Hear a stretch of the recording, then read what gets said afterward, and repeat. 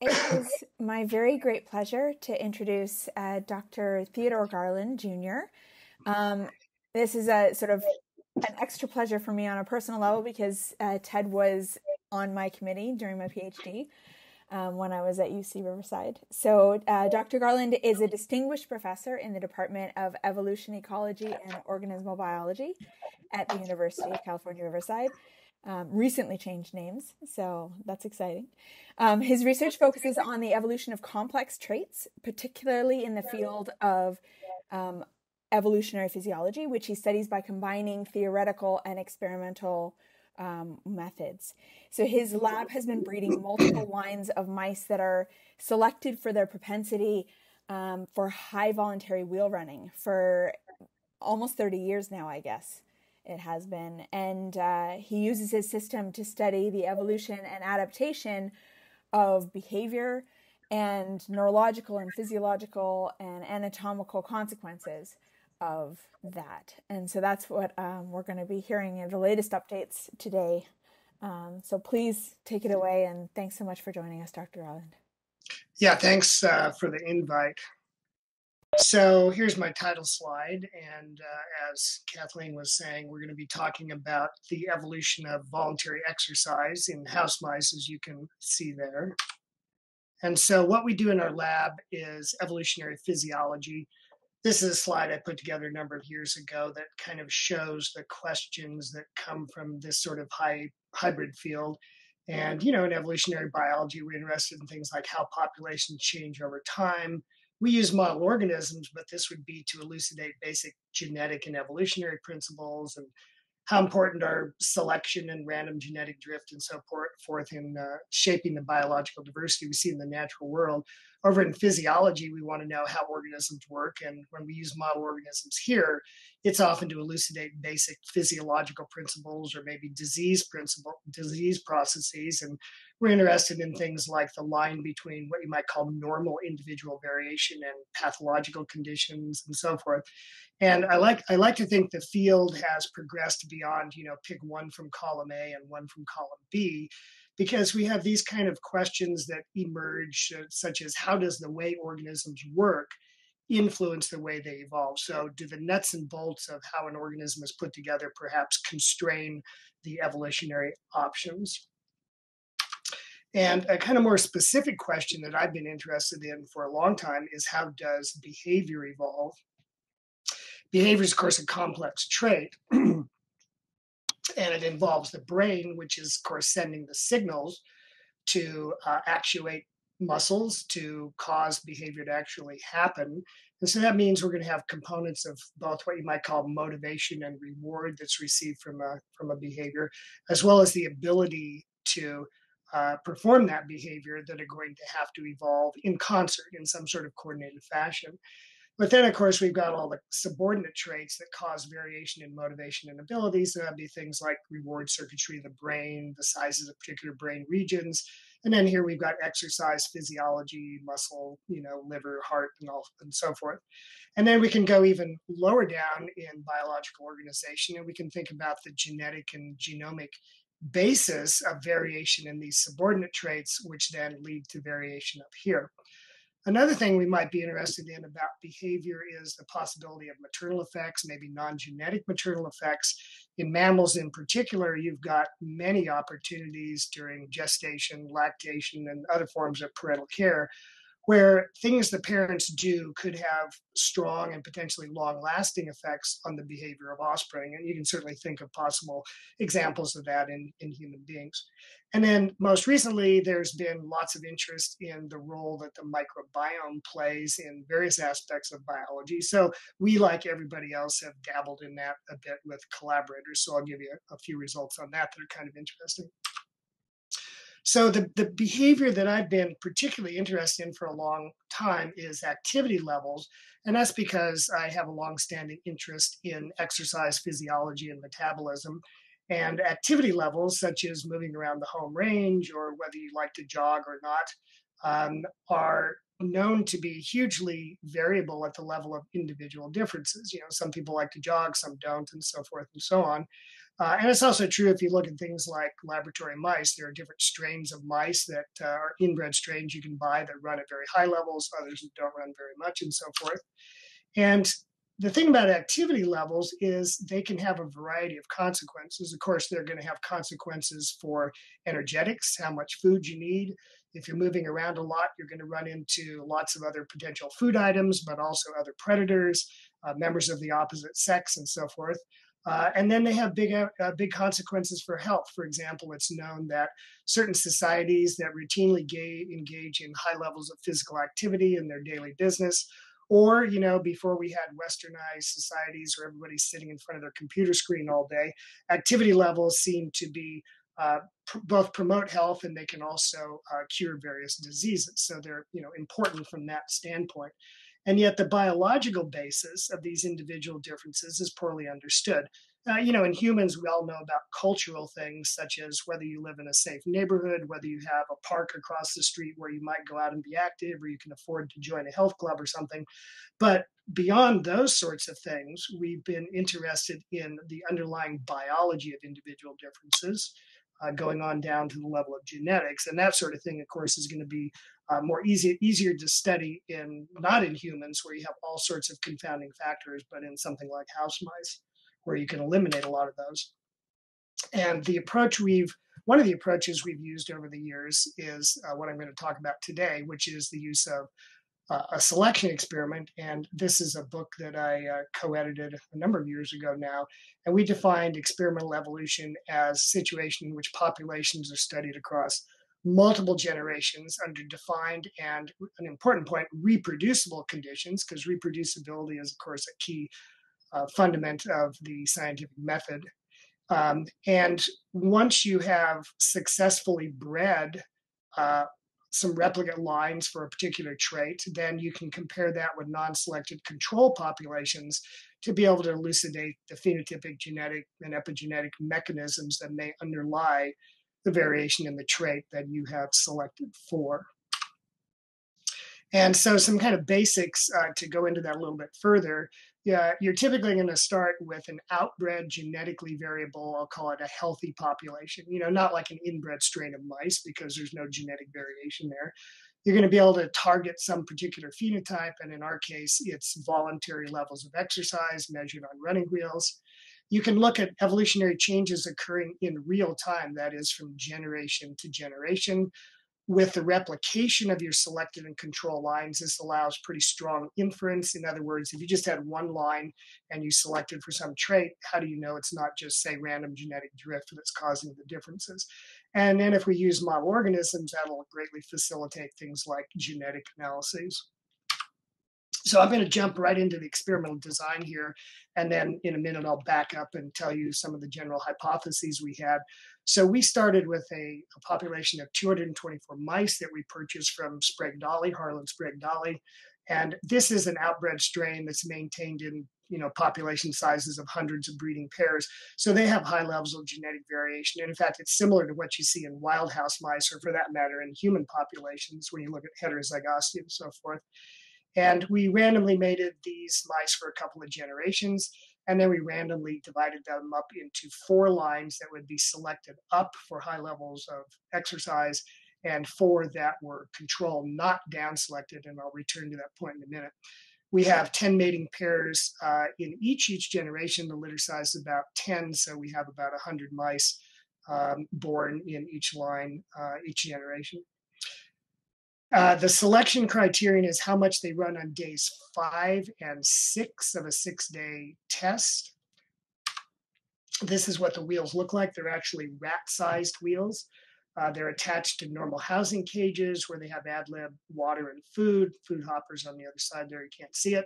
They're connected by a little tunnel, and so the mice can choose to enter the wheels or not. They can choose if, when, and how fast to run. And they get these for 6 days. The computer records the data every minute, but we just choose on how much they run on days 5 and 6 because we didn't want to be selecting on just their initial response to the wheels, which could involve fear or something like that. And an important point I want to emphasize here is we don't have any lines that are selected for low exercise. And the reason for that is it may not be the same trait as high levels of exercise. So, for example, if you were to breed for animals that didn't run much, you might just increase the fear of entering the wheels, as I was alluding to a minute ago. And that sort of fear response probably isn't the same thing at a sort of neurobiological level, let alone an exercise physiology level, as liking to exercise or enjoying running or something like that.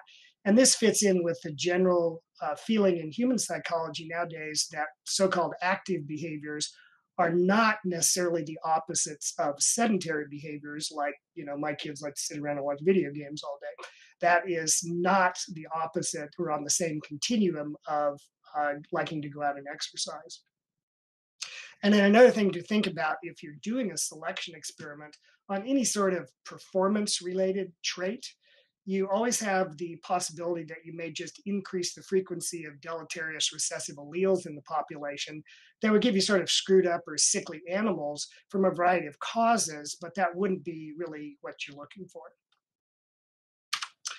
So I should say, if you have questions, please just speak up. I think there'll be some time at the end. But if there's anything I'm talking about that doesn't make sense, just, don't raise your hand. I can't see you, but just speak up. So we have the idea that if we bred for high voluntary activity, this would lead to changes in both motivation and ability. And that very crudely breaks down into, neurobiology and exercise physiology, or brain versus body. And so if you thought down to the genetic level, the structural genes, the protein coding genes that affect brain and body are presumably going to be very different. You're talking about things that code for maybe dopamine receptors or serotonin receptors, whereas over here you're talking about muscle fiber types and the skeleton and so forth. So you'd think that these are going to be two kind of completely different sets of genes. And yet, it's also possible that the upstream regulatory control of gene expression could share common pathways. We know that there's a lot of, correlated expression of genes at different levels of biological organization. So that was certainly something we anticipated might occur. And the other thing we were thinking about is certain mechanisms at the genetic and phenotypic level that I put the word used in quotes here, that evolve by selection, mainly because they affect, say, motivation or ability. For example, changes in circulating hormone levels might affect numerous other traits. In other words, another way to say that is the genes whose allele frequencies are changing because maybe they affected hormone levels. This is going to have what we call pleiotropic effects on other aspects of behavior. So, if you change the circulating level of testosterone or something, that is going to have manifold effects on different organs throughout the body. And this might mean that you would have, for example, trade-offs, maybe in reproductive behavior or lifespan or something like that, when you bred for activity levels occurring in young adults. These might or might not be predictable. I mean, we might imagine that if a certain hormone level changed, it would have effects A, B, and C. But on the other hand, the pathways from genes to phenotypes, or what we call the genotype-phenotype maps, are just generally not that well understood. So going from allele frequencies to higher level traits, we just don't understand very well how we get from one to the other.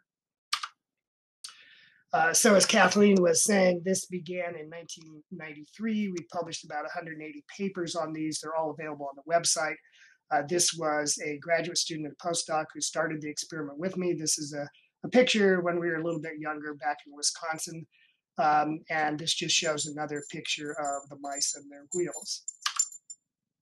So the experiment worked, otherwise I wouldn't be talking to you today, I suppose. This shows the data for the first 50 generations. We're now out close to 100. This gap in the data is when we packed up and moved from the University of Wisconsin to UC Riverside. These are data for females. You can see over the generations, the average running for each of the 4 lines hasn't changed very much. In the high runner lines, though, we had a rapid increase and then reached a plateau up here. And this sort of gradual increase over generations is consistent with polygenic inheritance. In other words, many different genes, the allele frequencies that many different genes are changing in response to selection. It's not just like the effect of 1 or 2 genes or something like that. And this is what we'd expect for a high level complex trait. Now, let me see if I can show you this, because this is kind of cool. This is a graph showing the average levels of the high runner lines and the control lines across 31 generations. You can see the generation counter in the bottom right. It's kind of mesmerizing. That's why I like to show it. You can also see these very large up and down changes. That corresponds to seasonal variation, even though they're in controlled environments in the lab. Let me close, get that out of there. And then let's see, on the next slide, these are the, this is just showing the selection limit here and the difference between the average of the 4 high runner and controls. And then these are the males. The males always tend to run less than the females, but the fold differences that has evolved about threefold is the same in the two sexes. You can see the seasonal variation even more strongly in the males. We do 4 generations a year, and it's a very sort of reproducible phenomenon. On the next slide, I've got another one of these graphs here for the males. Let's see if I can get that going. I just love to look at these things. So you can see some seasonal variation, and then you can gradually see the 4 high runner lines pulling ahead. You know, by generation 6, 7, you can see it very clearly. And going on up, you can see there are some differences among the replicate selected lines, but overall, they're all evolving to run about 3-4 more than the controls by the time they reach the selection limits. And then this stops at 31, which is when we packed up the lab. Okay. And that just shows the males there. Okay, so how do the selected and control lines differ once they've gotten diverged from each other? First thing you might wonder about is activity in ordinary cages. So these are regular old mouse cages, obviously with no wheel attached. We put them on these force plates for 6 days and then looked at how active they were in the cages, any sort of movement on days 5 and 6. And what you can see here is you see a sort of, similar big differential in activity in home cages when they do not have wheels available. You can also see that they're pretty much entirely nocturnal, and that the same thing is true if I showed you a graph for wheel running. And also, I should point out that if they do have wheels, then that difference between the high runner and control that you see here largely goes away. And that points out that voluntary exercise on wheels is not the same thing as general physical activity in cages. They seem to be two somewhat disconnected behaviors. Okay, so moving on from activity to the simplest thing we can look at, body size and composition.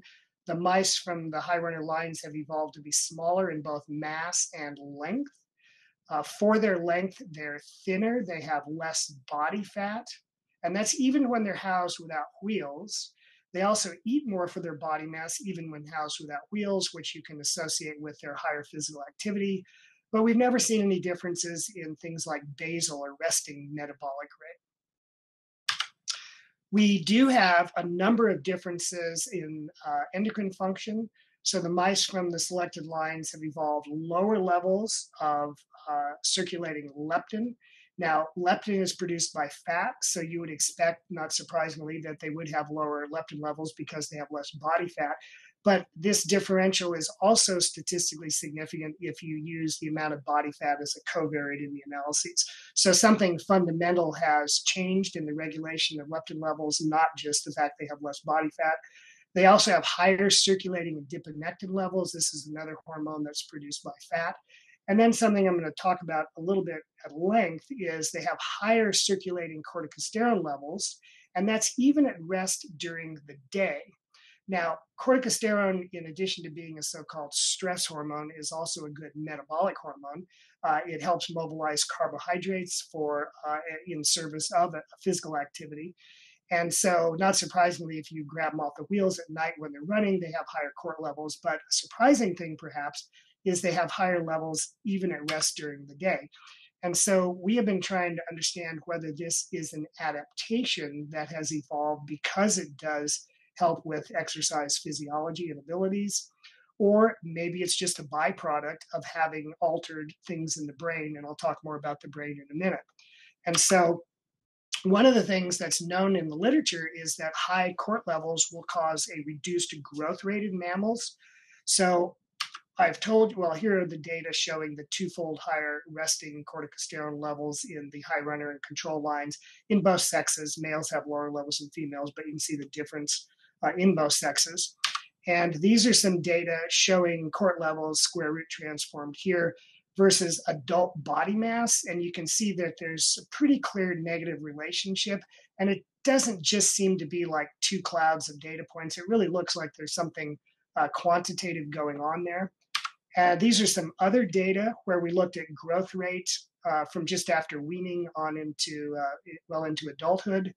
And we had been measuring corticosterone. These are data for individual mice here. The control are the open circles and the high runners are the black circles. And what you can see is you have lower growth rates in the high runner mice. As I've told you before, they don't get as big. You can also see that there's a quantitative relationship between growth rate and corticosterone levels at the level of individual mice. So that's correlational data suggesting that corticosterone may be responsible for the reduced growth rates in body mass. We've also done experiments more recently where we put corticosterone in drinking water, and consistent with many other studies in the literature with rodents, you can show that that suppresses growth. So we think there's a causal relationship here, and this might be viewed as a sort of trade-off where we selected for high activity levels, but we got the consequence of reduced growth rate. On the other hand, you know that human marathoners tend to be smaller, low body fat compared to other types of human athletes or regular humans that aren't competitive athletes. And so it's also conceivable, but the low body mass is part of the response to selection that has been adaptive for aerobic exercise abilities. Okay, let's switch to the brain and motivation for a minute. So these are some data that we gathered by simple dissections that we were doing fairly routinely in the mice. It's about the simplest sort of thing you can do to look for correlated responses.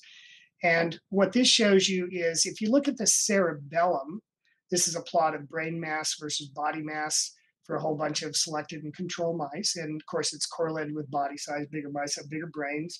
You can see that the high runner mice on average are smaller in body mass than the non-selected control lines. You can see there's no statistical difference in the size of the cerebellum. That may be a little surprising because the cerebellum, of course, is involved in motor control, and you might have thought it would have evolved to be bigger. I mean, maybe it's a little bigger, but nothing to write home about. But if you look at the rest of the brain, and I should say with mouse brains, it's easy to separate the cerebellum from the rest of the brain, so that's why it's divided up here. You can see that there is quite a statistically significant difference, not only if you think about it in relation to body size, but even regardless of body size, the high runner lines just have evolved larger non-cerebellar brain mass. So to get into this at a little more resolution, we used MRI images of brains that had been removed from the mice. And this is a digital image showing the cerebellum and the forebrain, and then removing the forebrain in green here, diving down in here. What we found is that this structure, the midbrain, had evolved to be about 13% larger in the high runner lines. And then going beyond that, we then switched to classical histology, which means you're slicing brains, putting them on slides, taking images, tracing them, reconstructing the sizes. We've also found a larger hippocampus and something called the red nucleus inside the midbrain. So there are a number of brain regions that have evolved to be larger in the high runner mice. We didn't find any differences in the number of cells per unit cross-sectional area. Okay, so now from sort of the brain back to behavior, we've done some studies where we keep the mice with or without wheels for putting up to the entire lifespan. These are showing some data. These are mice back at generation 16, really before they reached the selection limits, but it's showing how much they're running per week across about 80 weeks. And you can see that this differential remains. In older age, everybody runs less. We all know that from personal experience, I guess. But you'll see that we have a differential that persists. And also this difference in wheel running is very general. We've done things like put the mice in constant dark or constant light. We have separated the cages from the wheels with a little sort of tube they have to run through. We've done things to slow them down, like put little hurdles in, and kind of no matter what you do, we've also tried increasing the rotational resistance. No matter what you do, they run more. If you lock the wheels so they can't actually turn, then they climb more. So it seems like they really, really like to run in wheels. And so these behavioral data support the hypothesis that they've evolved higher motivation to run. Now, we know a lot about reward circuitry in mammals, and one of the things we know is that there are various neurotransmitters. In particular, dopamine is central to the reward signaling in mammalian brains. And so as an initial test of whether dopamine signaling might have evolved in the high runner lines, we took a pharmacological approach. And so that means you take various drugs that target dopamine signaling.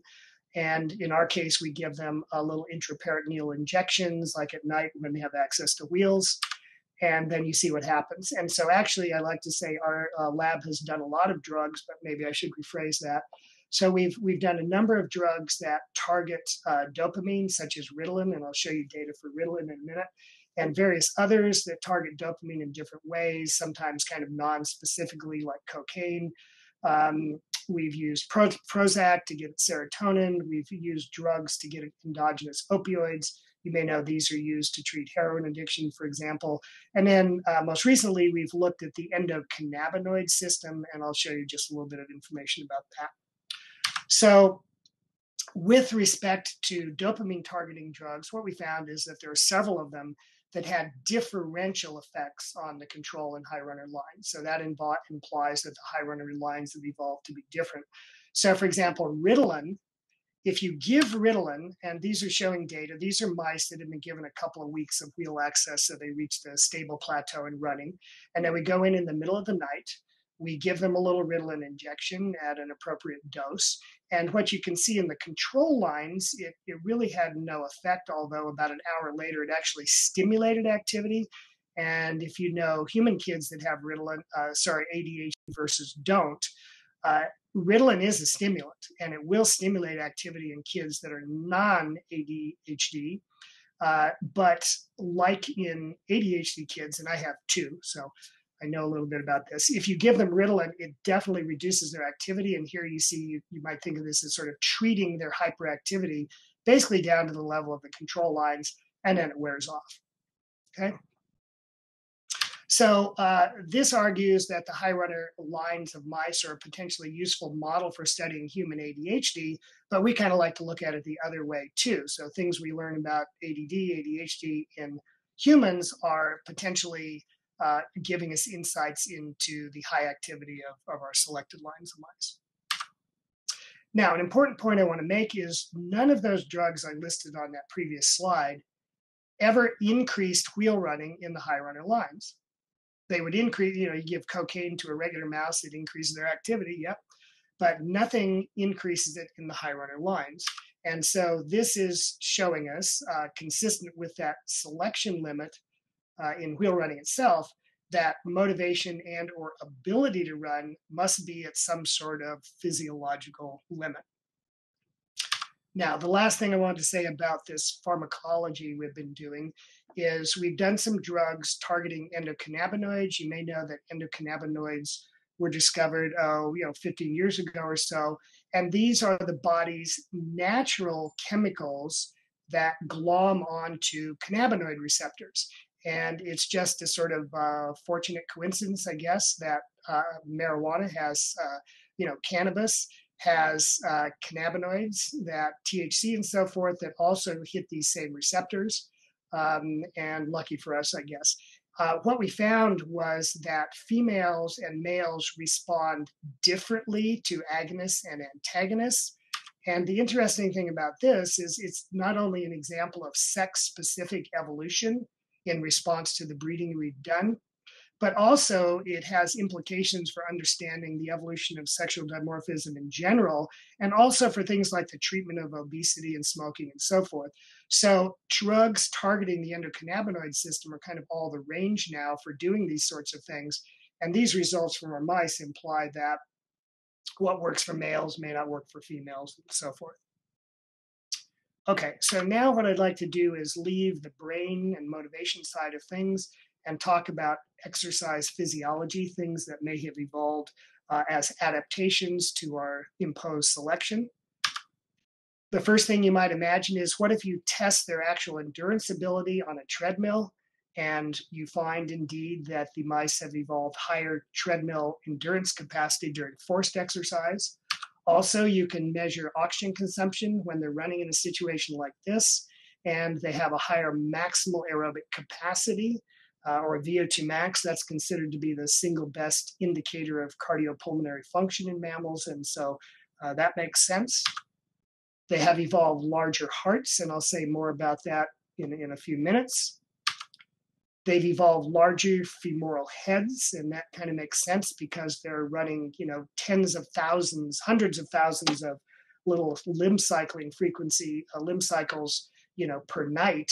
And this is what's bearing the brunt of a lot of that force. And it's also consistent with human evolution, where we have evolved larger femoral heads if you look in the fossil record at our ancestors, or in comparison with other apes. We found that the high runner mice had evolved more symmetrical hind limb bones if you compare the lengths of the left and right hind limbs. And that's something that's also been noted in English thoroughbred horses, in the sense that more symmetrical individuals, and they can measure that from photographs and so forth, have higher earnings records.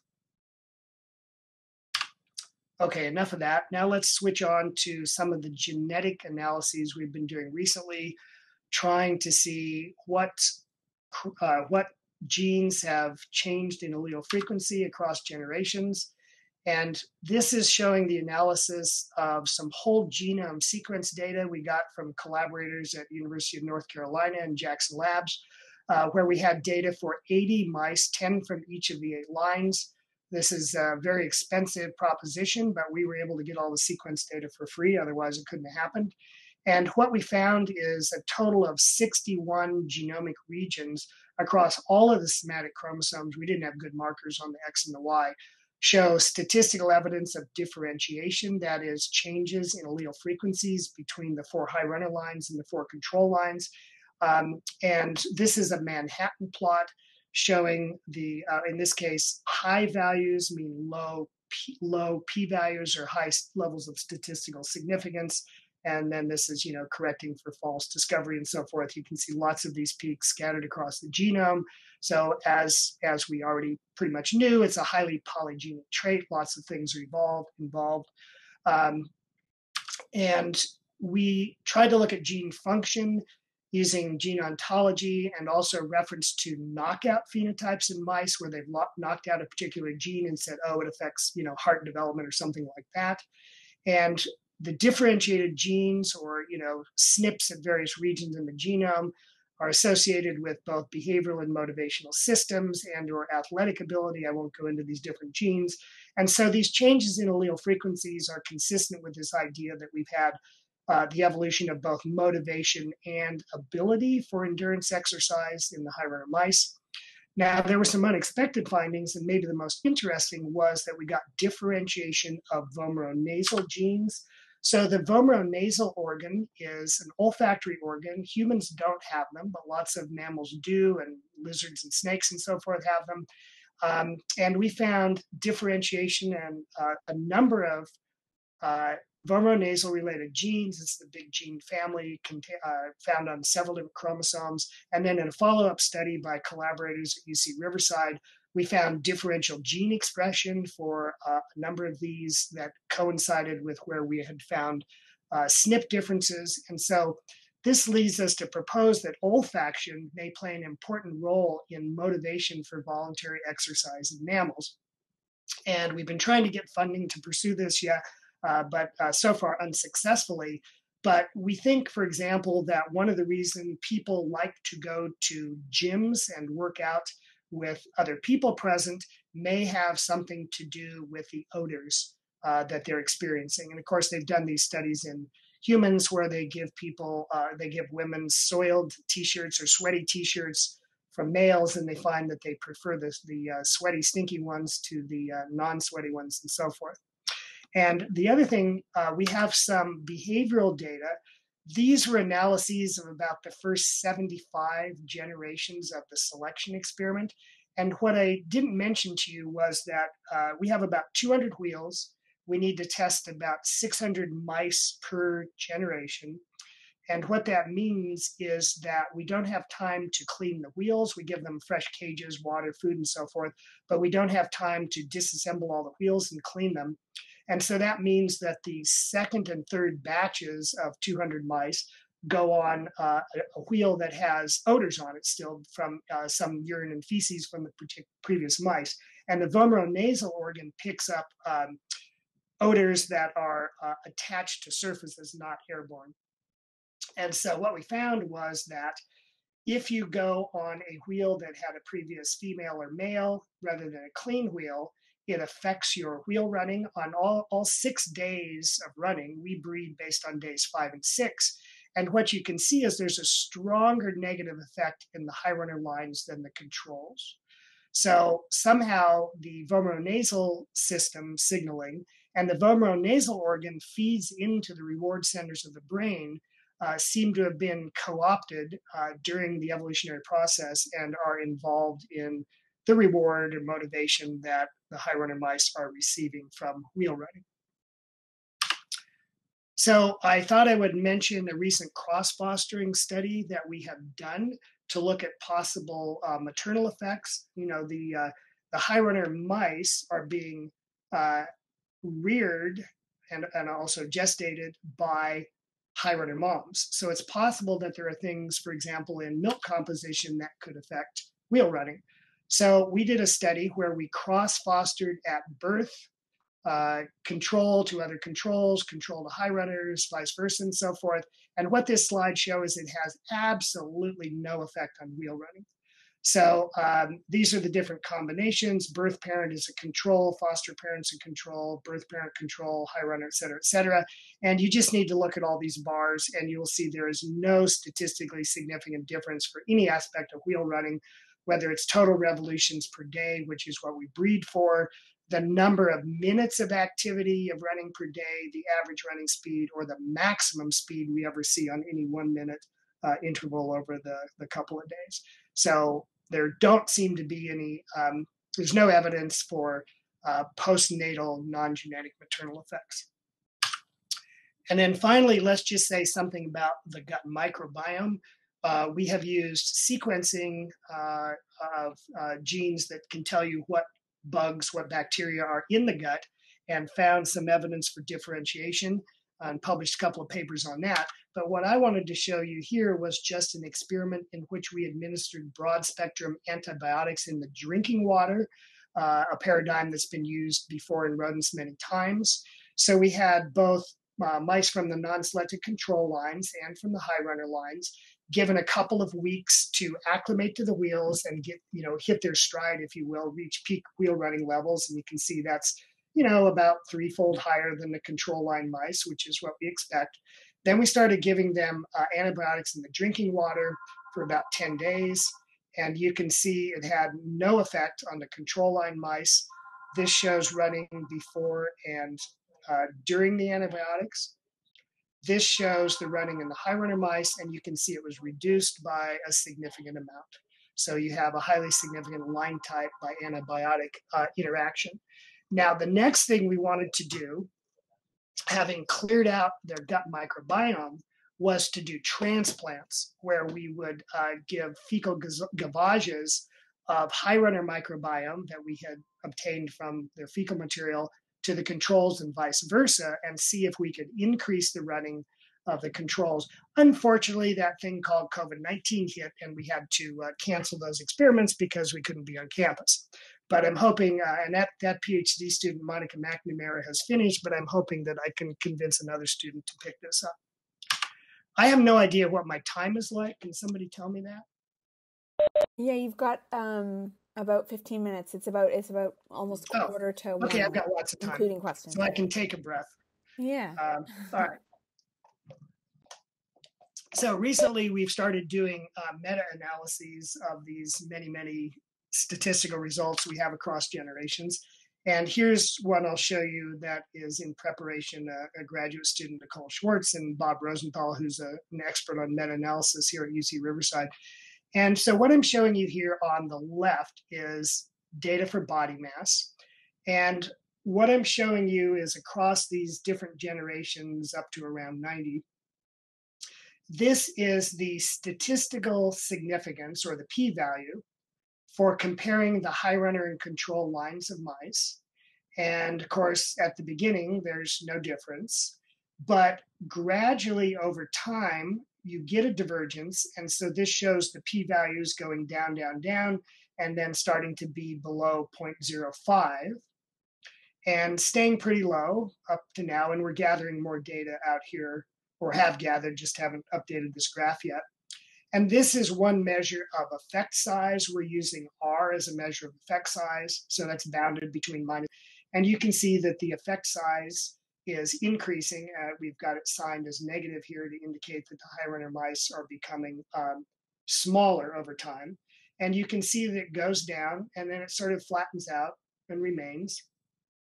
So this is happening very much coincident with when they were reaching the selection limits or plateaus in terms of how much they're running. Now, if you look over here, this is the size, well, it says heart, but it's actually of the ventricles, so the main pumping chambers of the heart. And this is using body mass as a covariate in the statistical analysis. So this has nothing to do with the difference in body mass. It just is size adjusted heart mass. And what you can see at the beginning, there's no difference in heart mass, of course. And then gradually you start getting reduced p-values. They become statistically significant. And you can see that the effect size for heart mass goes up and then also plateaus, very much coincident with when the plateau in wheel running occurred. Okay. And so that's pretty interesting. We're going to be doing this for other traits for which we have data, like maximal oxygen consumption, liver size, skeletal traits, and so forth. But it suggests that body size and or heart size are somehow related to the selection limit. And certainly for heart size, that's something you could think.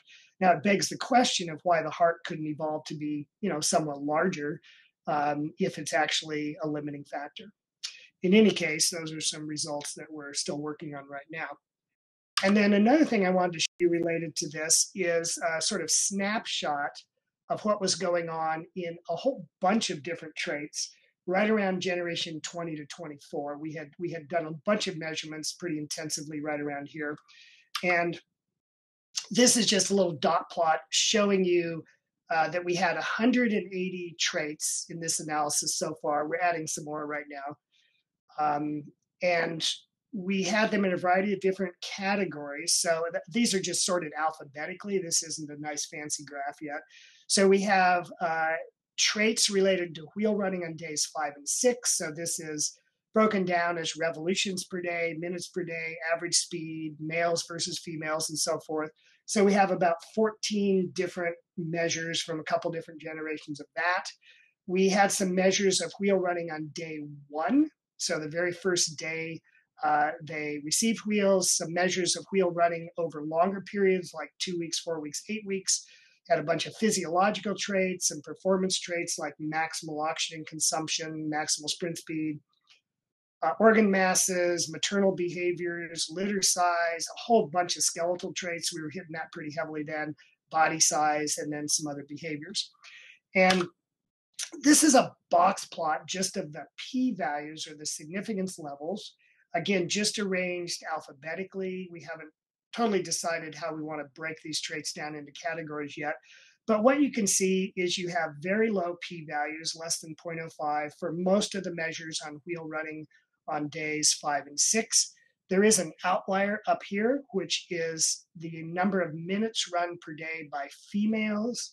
And what I didn't tell you earlier is that if you break it down into duration of running versus average running speed, the females have evolved almost entirely by running speed, where the males, they mostly have evolved by running faster, but they also run significantly more minutes per day. So that's another example of sex-specific responses to a uniform kind of selection. And then if you look at other measures of wheel running, they all mostly have very low p-values. So wheel running has evolved to be higher kind of no matter when or how you measure it. Now, if you scan across this, what is the other thing that shows very low p-value? It's body size. So this is not what we really would have expected at the start of the experiment, but body size of everything we've looked at is this level of organization where we've seen the strongest correlated response to selection. There are other kinds of behaviors. There are some of those that have very low p-values. In fact, the one that does is activity in home cages, which I mentioned that before. So if they don't have access to wheels, the high runner mice will be very active in their home cages. There are certain skeletal traits like the size of the femoral head that have evolved very strongly. We haven't seen any evidence for evolution in life history traits like litter size or pup mass or something like that. So no evidence for a trade-off there. We didn't see any evolution of a deterioration in maternal care behaviors. There are some differences in organ sizes like heart mass. And I would also draw your attention to this here. These are the measures of performance we had at generations 20 to 24. So maximal oxygen consumption, sprint speed, and then something called a rotarod test, which is a little test of neuromuscular coordination. It's kind of like log rolling. And this lack of performance differences right around the time when they were reaching selection limits suggests motivation is the most important thing that has evolved up to this time. But on the other hand, we do have some skeletal and organ mass type differences, listed down here. And that might suggest that maybe there are measures of performance that have evolved, but we just didn't capture them in the things we typically measure. And so, for example, another thing we have shown is that the high runner mice run very intermittently on wheels. Well, I should say all mice run intermittently. They'll run and they'll stop, they'll run and they'll stop. They don't just run for 20 minutes straight at a steady pace. But what we found is the high runner mice have evolved so they run shorter bouts, faster bouts, more frequent bouts. In fact, sometimes up to like 25 bouts in a minute. So very short bouts of like a second in duration. They run and they stop, they run and they stop, they run and they stop. And so that sort of running pattern may not lead to necessary differences in, say, performance measured on a treadmill, where we try very hard to get them to run at a steady pace, and then we increase the speed of the treadmill. But that's very much not like how they run of their own free volition on wheels. So maybe our performance measures don't really capture what's really going on when they're running on their own. Okay, so then I just wanted to throw this up here. This is what we call kind of the sort of standard paradigm in organismal biology or evolutionary physiology. It's what we call the morphology, performance, behavior, fitness paradigm. It originally began with a paper by Steve Arnold way back in 1983. We just called it morphology, performance, fitness. He didn't really think about behavior. And then it's been amplified by lots of people over the years. And this is just a figure out of a paper by us a few years ago. And so the way we see things being put together is you have, of course, lifetime reproductive success or Darwinian fitness. And that's composed of the primary fitness components like survivorship up to reproductive age at first reproduction, fecundity, litter size, that sort of thing. And then these traits are, of course, influenced by behaviors that have things to do with, avoiding predators, gathering food, of course, finding mates. If you don't find a mate, you're not going to have any fitness. And then these behaviors are constrained by measures of organismal performance, like your stamina, your agility, and so forth. And then in turn, these are determined by your lower level subordinate traits, morphology, physiology, biochemistry, and so forth. So if we think about that snapshot of traits, 180 traits measured back at generation 20 to 24, we saw no evidence for differentiation in the primary fitness components. Maternal behavior, I suppose, falls somewhere in between these two. But anyway, no evidence of divergence there. We do have some evidence of divergence in other behavioral traits. No evidence for divergence in performance, but yet some evidence for divergence at the lowest levels of organization. So overall, it doesn't really seem like this paradigm is very well fitting the empirical results that we have for this selection experiment. Okay, so for a few conclusions, I hope I've shown you that selection experiments can be a rapid and effective way to alter the characteristics of organisms and can be used to increase our understanding of physiology, genetics, and evolution. In our particular case, evolutionary increases in voluntary exercise have involved changes in both motivation and ability. Some of the traits that have changed seem to represent clear adaptations to support high locomotor activity, such as an increased maximal oxygen consumption, increased heart size, and so forth. But others potentially are maladaptive. So it's possible that the changes in circulating corticosterone levels have to do with changes in brain regional volumes and so forth, and they aren't actually, they were related to motivation that happened to sort of mess with the hypothalamic pituitary adrenal axis and leads to things like low growth rates. So for some possible future directions, I'm very interested in using simulations and so forth to develop potentially more realistic models of trait evolution that maybe will a bit better match what's gone on in our selection experiment. We'd like to determine, the mechanism of action of some of the causal genetic variants that we found, get more at the genotype-phenotype map. And we're also interested in potentially translating this to human health and behavior. I mentioned the potential relevance of the changes in the vomeronasal organ. And maybe it would be possible to use this knowledge, to develop drugs or maybe other stimuli or interventions that could make it more pleasurable to exercise, or maybe on the other side of that, less pleasurable to be sedentary. And at that point, I would stop and I would be happy to answer any questions.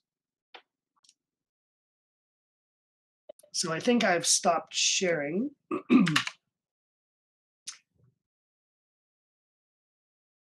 But I don't seem to see anybody on here. Alessandro, you're muted.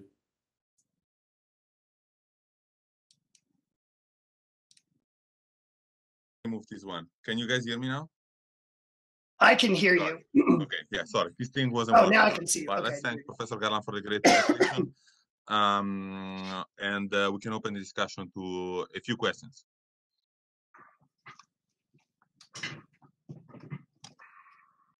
So I noticed that there was a decline in the correlation with the heart mass, the ventricle mass, or volume. Could it be that the heart is getting more efficient over time, and then? It certainly could. We are now gathering more data on heart size for recent generations to see if that's actually true, or if it was just sort of a blip in those couple of samples we had. We have seen, for many of these traits, like you're alluding to, for cardiac function, obviously you could have, to increase cardiac output, you could increase the size of the pumping chambers, you could increase maximum heart rate, you can increase the percentage of filling of the chambers. These are all sort of multiple solutions to increasing cardiac output.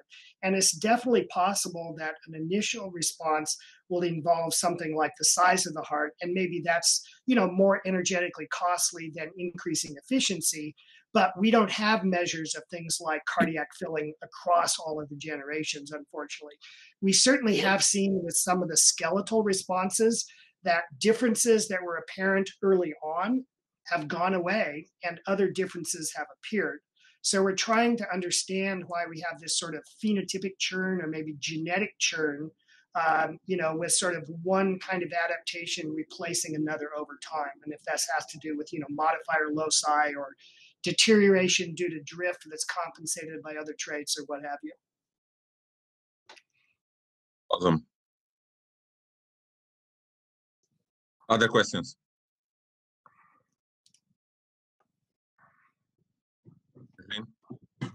Yeah, I have a quick question.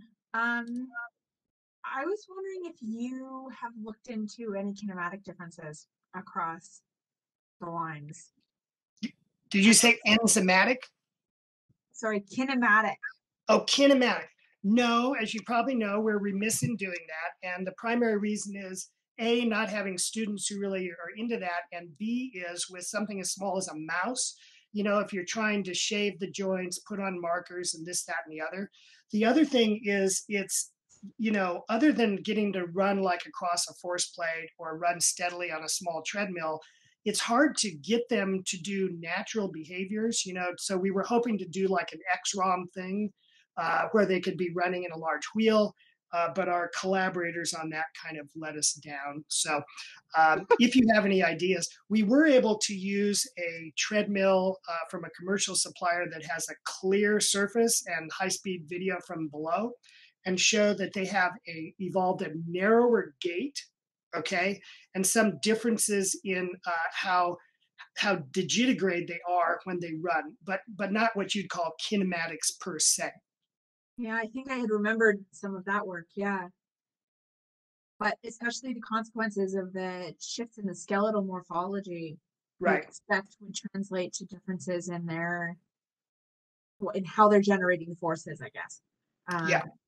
Yeah, absolutely. So wide open. Let me know when you want me to send you some mice. Sounds good.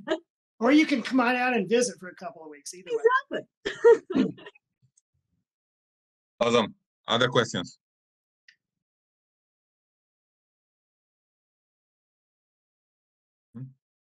Well, before closing down, so we just talk 30 seconds so that if another question comes to the mind of anybody, that can be asked. In the meantime, I'll advertise the talk of next week at this time. It's by Dr. Henry Astrid from University of Akron. He's going to talk about snakes. So, so you're all welcome to come. And anybody have a last-minute question? Hey, Frank, how's it going? Feel free to shoot me an email or whatever if you think of anything later. I'm happy to engage that way. Yeah, it's nice to hear you talking. I still tell my students about the time that we were together in England, and your comment was had to do with there were not enough herps in the oldest Celtic church in all of them. I'm a recovering herpetologist. Yeah, I noticed all mammals. Yeah, some of us have not gotten over that. We're still suffering. You need to come play with some big sea turtles, either in Africa or Central America. Yeah, sure. It'd be fun. Awesome. Well, if no other questions, let's thank the speaker and all the attendants again. And thank you very much, Dr. Garland, for a great presentation. We really enjoy your presence at the seminar series. And thanks to everybody. Thanks for the invitation. It's our great pleasure, of course. Thank you. And thanks for everybody for being here for this seminar.